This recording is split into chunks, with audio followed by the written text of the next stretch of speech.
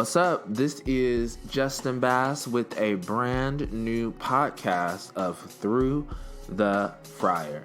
And this is the quarantine edition 2020. So it's been a while since I've been back. I have not done a podcast in a minute just because life has been going so amazing. I haven't been able to express it in words. And now I'm back because life is just going a whole different direction. And I'm doing well. I'm currently working from home through this coronavirus epidemic. And I know a lot of people are being forced to as well. So I thought it would be great to do a new podcast. And I also thought it would be awesome to open up discussions for topics. And I received a few friends that sent me some topics that they wanted me to address. And I thought that this would be a good way for people just to listen to an angelic Beyonce-like voice in their ears. So, it could just be more calming. So I hope that, from you listening to this podcast, that you keep the hope alive, that, I give you, maybe you could take away some tips on how to stay busy. Anything that can help from this podcast. I'm completely, stuck at home for a lot of hours, and my job really consists of me being in the office, but I've been able to do some tasks on a daily, which is kind of nice. But this can go on for weeks, and I even took the extra step to go to the CDC website, so that way when I talk about the coronavirus, I'm only spitting facts. I am not an expert at all. I know nothing but health, but how to give myself a proper shower and bath. So please know that if I give you any facts on the coronavirus, it's coming straight from the government, who has been late. So you might want to take a second to think about those facts as well. But I have CDC pulled up on my iPad. So when I get to the coronavirus section of the podcast, the heavy details, I'll just be literally reading off the CDC website. That's right. You can go to cdc.gov and you can get all your facts on the coronavirus and how you can be essential to this time of uncertainty. Because, look, we're actually in the beginning stages of this virus hitting America. So we have a long way to go. And if you're not watching CNN like I am, or reading the New York Times, or listening to NPR, checking in with professionals, then the reality is that we're going to be stuck where we are for a little bit, because this is all new. This is all fresh, and everyone is learning at the moment. I keep checking in with friends, I keep checking in with family, and the most important thing is that we're just asking, are you okay? Because, self-isolation, when it's a choice, is different than you just being, held, against your own will. Well, I'm hoping somebody that's listening has never been kidnapped. But if you have, that's a different situation. And I actually would like to hear your story, since you survived it. But, no, it's different when you have to, self-quarantine yourself. You have to only go out for essentials, and you're really thinking about others, and you're thinking about your health at the top level. This isn't just a normal I need to do my regular thing of wake up, take a shower, do my hair, those normal hygienic things. But do you understand that we're being reminded to wash our hands for 20 seconds? That is crazy. We're being reminded that our hands get dry when we really wash our hands. People are surprised. So this is addressing a lot of things. And I live in New York City. And I'm going to tell you now, it is dirty. Okay, it smells. All right. I've probably seen a rat giving itself a bath before I've seen a person do it. So I am not getting on any MTA, no buses, no trains, no airplanes, no scooters, no nothing if I don't have to. So, I am going to go and dive right into the first topic that I got from a friend. I'm going to call her Mom. She's not my real mother, but when I was in college at Kinston University, she used to give me some of the best tips I still look up to her. She's doing amazing things. She's also a teacher right now, so she has a lot of time on her hands, and she's changing lives. And she had a question, and it was to co-quarantine or not. She wanted to know, what to do when your significant other, that's a boyfriend or a girlfriend that doesn't live with you, and they want to quarantine with you. They don't want to be with their family, I love my mother, but I'm not going to be stuck with her for no weeks. Like, let's just get that right. But she just wanted to know, how do you navigate the situation? Because, her and her bae, they have different quarantine strategies. Somebody might like method soap. Somebody might like something else. Somebody is a little bit more on edge about it. The other person is not. And then some people are actually enjoying this personal space for themselves and finding stuff out about themselves to be creative. And if a partner comes into that space, you might feel like you might not have that, as that open space that you have right now, which is completely valid. Now, from me, someone who is single, looking to mingle, constantly sliding in DMs, okay, I like being alone, but I'm also an extrovert. And I had to make sure I Googled extrovert, because I always see people say introvert, but I'm like, I know I'm not that, because I don't really stay in. Like, I like my inside like to go out. So I'm an extrovert because I am socially aware, and I'm also an empath. So for me, being around somebody else is essential to my everyday routine, because I don't usually work from home. I'm an artist, I'm a dancer, I'm used to being around people, seeing people.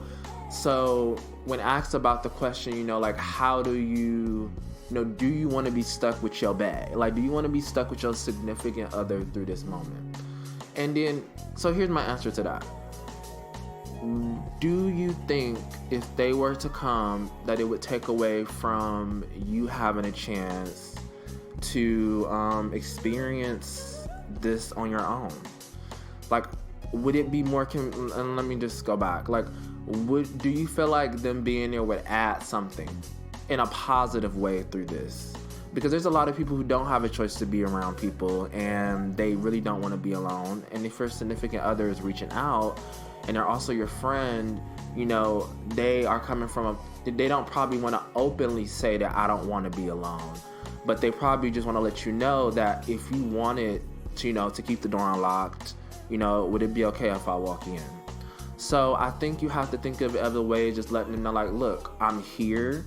I love you, I feel you, but be honest about how you're experiencing this by yourself, to your partner, to your friend. I know some people have friends over that's, standing for extended stays because they don't have family, they don't have access to, and that's completely fine to be there for people who don't want to be alone, but you have to be honest about your own personal situation and your own feelings, because the last thing you want to do is get annoyed and get stuck with somebody that's also in your own space that you have cultivated to be a safe space for you. Now, mind you, this friend or this significant other that's coming around, they're not purposely trying to get up into your vibe, but they don't know either, because you're also just saying yes. So I would say be open, be clear, be honest, but still, number one, be loving. Because I'm not gonna lie, I had a small conversation with a very close friend. It wasn't actually a conversation, it was just me just expressing that this is hard being alone. And immediately, I shut down because I didn't get a compassionate response. Now, what I thought was a compassionate response. Now, from them, they might have felt like it came from their whole heart, but the way I received it didn't feel like that. So we have to be very, very careful during this time, when everyone is on edge in different ways, how we send out frequencies of information. It's the tone of our voice, it's the use of our language, if you see them in person, it's our body language. It's these things people are heightened right now. They're picking up everything because nobody wants to be offended, right? Nobody wants to purposely be rude or mean. We think about the bigger stresses that are going on. These kids are out of school, they're having to be virtually taught. They're missing out on meals. People have to worry about paying rent, jobs. But then we come to this human place and we just want to be around somebody that we care about. Like, how do we address that? You address it by being honest with your feelings and having a conversation with yourself so you can have an honest conversation with someone else. Because if the door of compassion is open, it swings both ways. And that other person that's listening will understand that. You know, from your best friend to your lover to your damn dog. Okay, I talk to my dog, okay, and I'm like, look, you doing too much. I'm already here now 24/7. You getting 3 walks, okay? You eating up every snack, okay? And I'm letting him know, like, look, I still need my space too. All right? So yeah, use that information. Hopefully that helps in a way. And yeah, just keep leading with love and just let your partner know, like, hey, you know, if you do come over, just know that, you know, this is how my energy is ran in this house, you know, lovingly, of course. But like, look, be like, hey, of course you're welcome to come over, but just know that my mind is set here for this situation. And I'm going to need you to meet me here if you're going to join me here in my space, okay? We must command our space. We must let people know the rules of our space, because if we don't, we cannot fault them for going in and out of the lines, right? So we have to just be open and honest about that. Boop. Now I have another question from a friend, and it was how to make your own fun, how to own it, not to be self-conscious when others don't get it. So this one is pretty interesting, okay? It's not coronavirus related, but it could be if you're stuck trying to find ways to, you know, stay active, be creative. Because now with a lot of free time, you know, what are you gonna do? You know, like, people are saying I can finally catch up on Scandal, I can finally binge all these things, but realistically, you're not gonna stare at the TV all day. And if you do, you're gonna be completely drained in a different way. So the way to make your own fun is to literally go with your instinct. Like, if you have an idea, excuse me, that was a burp. If you have an idea that is fun to you, and you like, it's like a snapshot, right? You're like, oh my gosh, this would be so much fun. Usually the energy runs out from it after you have to figure out how to execute it, right? So first you have to see if it's doable for you and if it's really going to be fun. And if that is fulfilling enough, then just go for it. And the thing is that when you're trying something new, there's no you shouldn't be looking to receive any expectation from anyone, because you're the one experiencing it. You know, even if you're doing it in front of someone or somebody is around you, like a roommate, or, you know, it's a shared space, you know, you have to be fully committed to creating your own fun atmosphere for yourself. And, you know, being self-conscious, you know, it comes from a place of you always questioning and asking things. I'm going to be honest. I am super self-conscious as well. It doesn't seem like that because the way I portray myself as being this outgoing person, which I am, which is a huge part of me. But everything that I do is thought out before I do it. Like, I rarely just like go off the rails. Now, that has held me back. That has also put me in a position to be prepared for things as well. But, you know, that voice that's in your head is never going to leave. The most that you can do is just get that little sucker, okay? Grab that little voice and just tuck her all the way in the third bedroom, okay? Close the door and just, you know, mute the voice a little bit. And you mute it by expressing how you want to experiment with something fun is beneficial for your creative side, okay?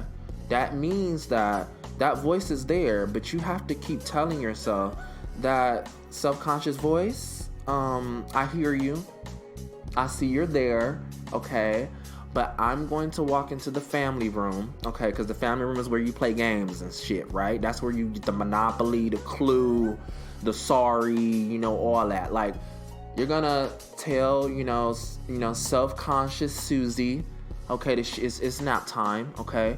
You're going to take your fun self to the family room. You're going to blow that dust off Clue, and you're going to have some fun for yourself, okay?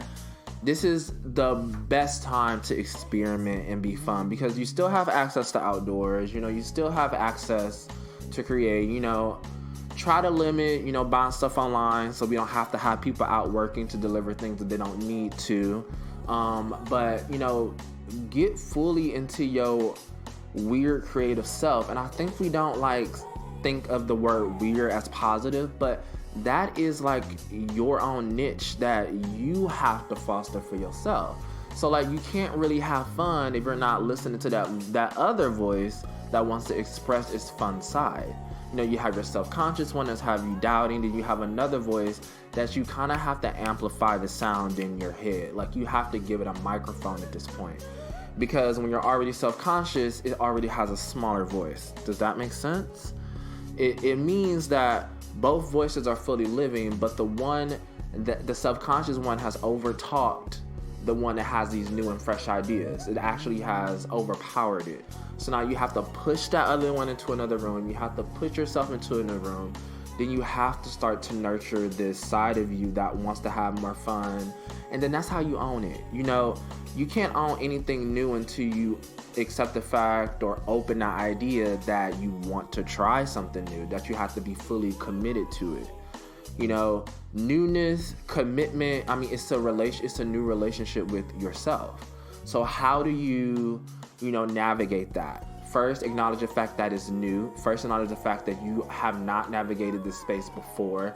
Then once you get that out there, you start to build a roadmap for your mind so that you can actively play in that space.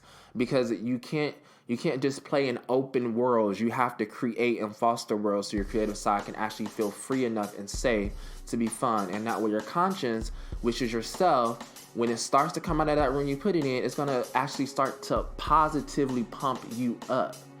I go in the mirror and I look at myself and I'm like, damn, okay, you're seeing some things. And when I'm really down, I notice that I don't check in with my reflection enough because I'm self-conscious and I'm looking at things. And then I have to start moving. I got to start dancing. I have to find something that makes me laugh. I have to get back into a task or something just to get myself back into reality, because we get stuck in our head with these many voices, right? So you have to be fearless in something new. You have to be open in something new. And in order for you to actually enjoy it, you have to accept the fact that, you're going to be you have to create a safe space for yourself to enjoy that new fun. So own it.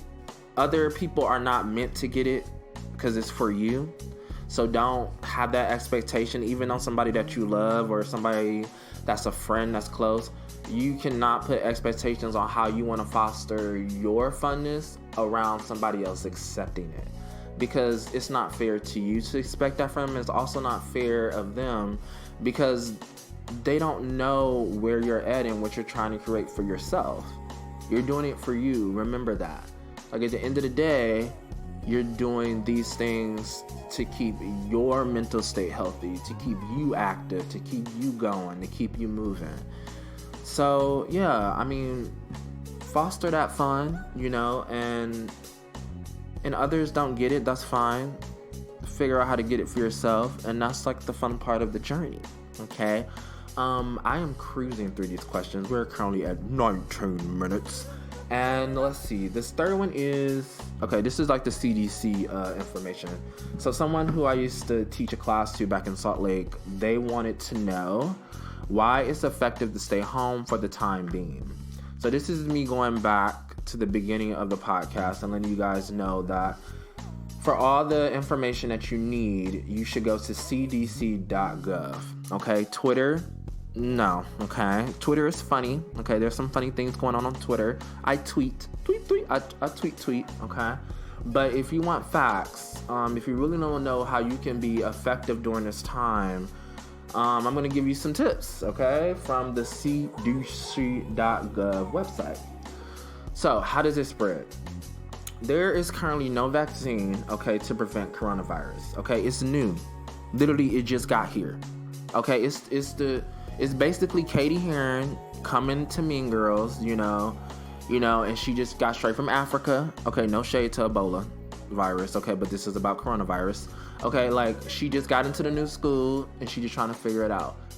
Okay, we don't know what's going on, so this is fresh. Okay, the best way to prevent this illness is to avoid being exposed to this virus. Now, this is where we get into ways to be preventative during this time, which is why we're being asked to limit travel, going into public spaces with large people, which is why Broadway is closed down, theaters are closed, movie theaters are closed, this is crucial because people want entertainment during downtime. So it's like, oh, I have these days off. This work from home is like kind of like a vacation for some people. And then you see these bars crowded, and then we're not being aware to the fact that this is actually harming, and it's going to make more time for us to be in a situation with the coronavirus. So, we just have to understand that, it's mainly spread from person to person, which is why, like, you don't want to be right now sardined up against anybody, which is what they keep stressing. But unfortunately, like, I stay in New York and I stay in Brooklyn, and I saw Prospect Park trending, and I was like, Prospect Park in New York? And then the video comes up and you just see everybody outside, 64 degrees, beautiful day, and the entire park is just like plagued with people. Plagued. Okay, we're getting into the plague. All right, and I'm just like, okay, like, obviously, and not even that these people are not taking it serious, but like, are we not seeing what's going on in Italy? Are we not even seeing what's going on in China? Like, like, this is just crazy. So, it's spread through person-to-person contact. So I also touched on this, right? This whole wash your hands thing for 20 seconds. That's just self-explanatory. Okay, sing happy birthday and wash your hands. Okay, get up in those cracks of those fingers. And they don't want you touching your eyes, nose, and face and mouth and whatever. Okay, so this is like all the same things that they're like reiterating. So to get into her question, it's effective to stay home because it's lessening the degree of people that are more at risk to catching it. So when we talk about people that are at risk, we are talking about older adults and people who have severe underlying chronic medical conditions like heart or lung disease or diabetes seems to be at higher risk for developing more serious complications from the coronavirus. So this is the thing, is that as young people, okay, even y'all young people at heart that have these amazing immune systems, that like been taking all your vitamins, that's been drinking your bone broth and blending your carrots, and I don't know what y'all do, eating beet sauce and putting bear's tongue. I don't know what y'all do, okay? But for y'all people that are like super into health and that feels like, your body is gonna fight against this, it will. That's a fact. It is a fact that this virus is, intelligently attacking compromised immune systems because it's easy for it, okay? So basically, we can say the coronavirus is, you're at a club with your girls, you and your homegirls, right? And this like guy comes up and he see you with your group of girls. Now you got that one girl named Shaquan, and Shaquan like to drink. She like to get crazy. Now y'all at the bar, y'all getting drinks, y'all been dancing, y'all in y'all freakum dresses. This guy named, his name is gonna be Cody, okay? Cody Corona. Okay, Cody Corona walks in. He see you with your girls, right? He noticed that your friend, who always getting, bibbity boppy bibbity boop, she's a little bit more lackluster, easier. She's the mature one of the group. So he's eyeing her, right? He's like, oh, okay, let me, I can probably, slide her a drink. I can probably take this girl home. We're gonna have a good time.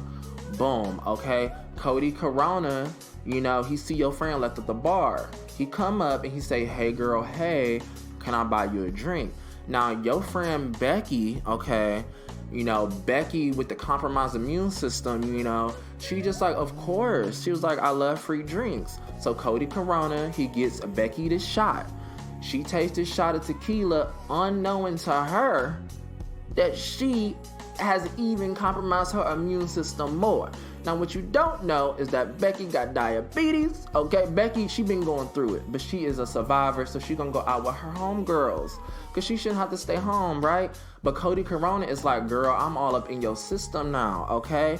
Cody Corona ended up sliding her his number, and he said, this is all you gonna need. Hit me up when you do. What Becky don't know is that, girl, he all up in her mind, all up in that immune system, and Cody Corona is gone. Poof. Coronavirus. Bam. She got it. Your homegirls come back. They cool. Let's fast forward day 2 and 3. Becky gets a severe fucking fever. Talking about 103 degrees. Your girls are fine. They checking in on you. They're bringing you some oranges and apples and like, girl, what's going on? Unbeknownst, they think that she just has a cold. Okay? So your girls are still going out. Okay? While you at home sick. They come in and check on you.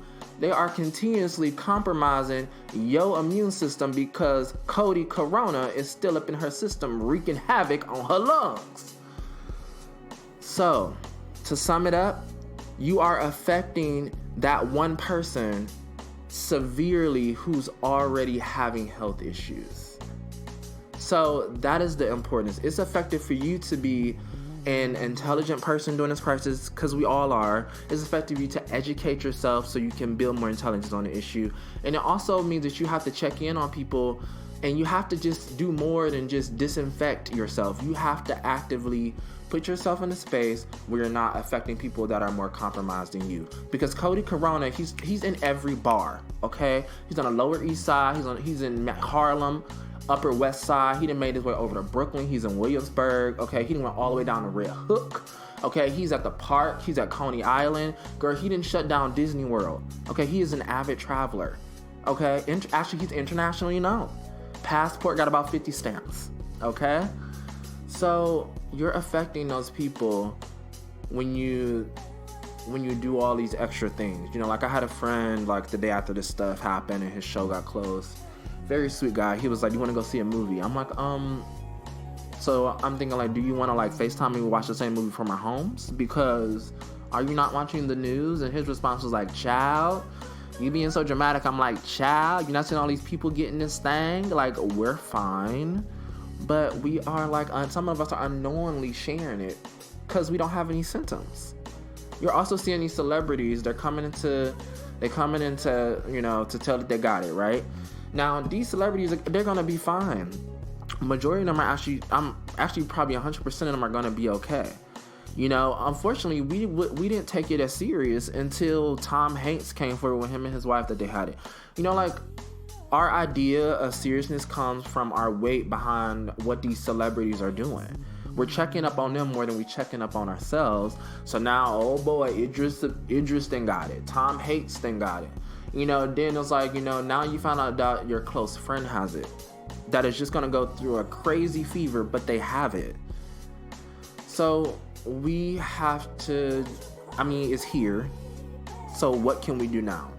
You can continue to wash your hands. You can continue to stay around 10 people or less. Okay. You can continue to disinfect your home. You can continue to let older people have access to the grocery stores first. I'm seeing some amazing things across the nation where, you know, grocery stores are having hours just for the elderly people, because imagine them shopping next to a younger person that has it. They're gonna unknowingly, you know, get it. So help people, be compassionate, even, you know, especially to these people that seem like they're on top of it, that seem like they have it. Continue to ask them how they're doing, because those people that you think are the strongest that don't need you asking, they like severely do, because they've been taking care of themselves for so long that they think they can do this by themselves. But there's nothing wrong with them knowing that somebody cares about them. So at this moment in time, it's crucial that we practice support, love, and faith. And whatever faith you believe in, you know, you pray for your friends, you pray for your family, but you have to actively, faith is a verb.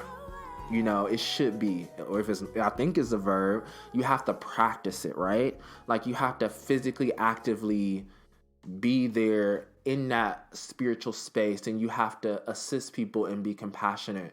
So if you're feeling negative or feel like this is, affecting your everyday to day life, it is. Now it's time for you to accept it, and how are you going to shift your mind around it, because you can't live in this pool of just, negativity. It won't get you anywhere. We're going to be here for a while. Realistically, this could go all the way to September. Like in New York alone, there's millions of people here. There's hundreds of people that live on one block, right? We have, I just saw on the news, CNN, 85 million kids are out of school now. They're all getting virtually trained. I have a friend that's a teacher, and two friends actually, they had to go and get training to do this stuff. Like there was no backup plan for this. There was no safe that you had to unlock with amazing ideas. There was no Captain Planet coming to save us. Okay, so realistically, we have to continue to keep ourselves healthy. We also have to be aware to people that need help, and we have to just continue to check in with friends and family. And at the end of the day, we have to be loving, right? Because Cody Corona he's pissed, okay? And Cody was a kid that we didn't see in high school that was going through the hallways, and nobody said hi to, okay? But you're like unknowingly saying hello to him now. And we have to acknowledge this virus. We have to get on it. And I'm hoping after this has passed that we continue to practice these things that we have to do, because, epidemics, they come, this won't be the last, but we're just getting into the worst of it. Like it literally just started. So we just have to be aware of that, and we have to also keep practicing, positive ways, to affirm that we are helping society move forward with it. Okay. So yeah, this is crazy. But this is life, right? This is the reality right now at this moment. So yes, I got this information from cdc.gov. Cody Corona was a character that I created. Okay. So do not steal him. Actually, no, take him. I don't want him. But yes, this was so great. It was so nice to get back. I hope you enjoyed this podcast. I'm gonna play the coronavirus song with Cardi B that's been trending, just to lighten up the mood, of course. And I would love, actually, now I have more than enough time to do podcasts. So I'm going to post this one. I would love some replies, some reactions. You can listen to Through the Fryer on podbean.com, iTunes, Google Play, and it uploads to YouTube, right? So yeah, I would love some suggestions, some other topics. If you would like some tips on what to do in your downtime, I will address that in the next podcast. I had another topic with someone wanting to know about queer artists and, 15 years and things like that. So my next podcast, I'll get into art and just, queer association to that, and maybe some shout outs to other artists, and we can go from there. So stay safe, stay healthy, wash your hands for 20 seconds, be nice to old people, check in on your mama, your daddy, your grandmama, because they old.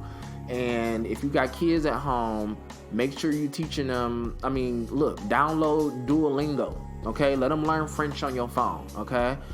But also be realistic that they're home, okay? So let these kids, they don't need to be played with all of this like we are as adults on CNN. Let them breathe. Let them do some work. Let them run in the backyard. Let them live. Let them be free. Because, years from now, they're going to be dealing with a whole different epidemic. And hopefully, we're teaching them the correct ways how to respond to this. Because this is important, right? A lot of parents are now forced to be hand-on. So watch how you're, teaching these kids, what frequency you're giving them, because they're receiving all of this during this epidemic. So we have to be very intelligent on how we are addressing this to our children, to our next generation. All right. So that is the brand new podcast of Through the Fryer. I hope you enjoyed that, and I can't wait to be back. See ya.